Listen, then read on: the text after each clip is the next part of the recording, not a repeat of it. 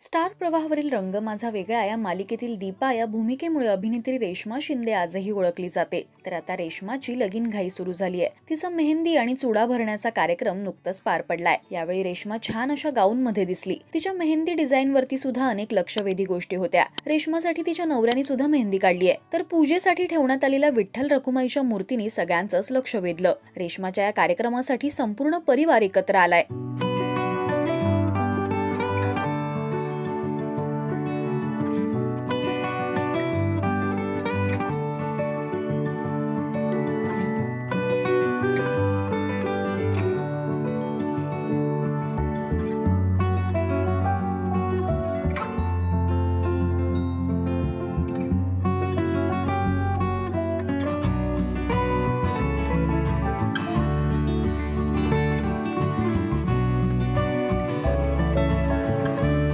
काही दिवसांपूर्वी रंग माझा वेगळा टीमकडून रेश्माचं केळवण करण्यात आलं।